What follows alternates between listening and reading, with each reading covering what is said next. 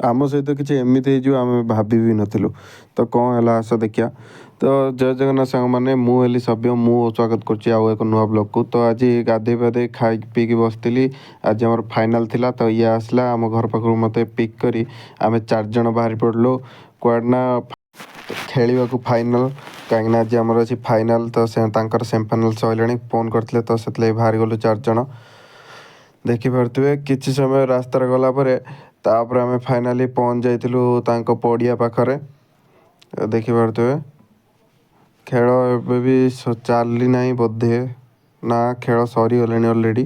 ତ ଆମେ କେବଳ ଗଲେ ଫାଇନାଲ୍ ହେବ, ତ ସେଥିଲାଗି ଯାଇ ପହଞ୍ଚିଗଲୁ ପଡ଼ିଆରେ।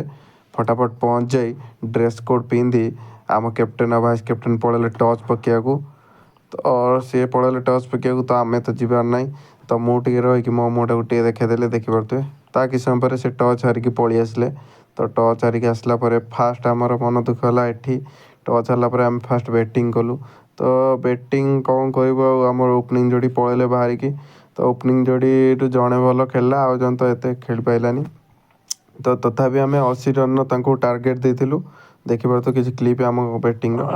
ତ 80 ରନ୍ର ଆମେ ତଥାପି ଟାର୍ଗେଟ୍ ଦେଲୁ ତାଙ୍କୁ। ହେଲେ କ'ଣ ହେବ, ସେମାନେ ପଛପଟରୁ ମାରିକି ଜିତିଗଲେ। କାହିଁକିନା ଆମ ବୋଲିଂ ଏତେ ଖାସ୍ ନଥିଲା। ତ ଦେଖିପାରୁଥିବେ ସମସ୍ତଙ୍କ ମୁହଁ କେମିତି ଉଦାସ ଅଛି। ତ ଫାଇନାଲ୍ ଜିତିବା ମ୍ୟାଚ୍ ହାରିଗଲୁ।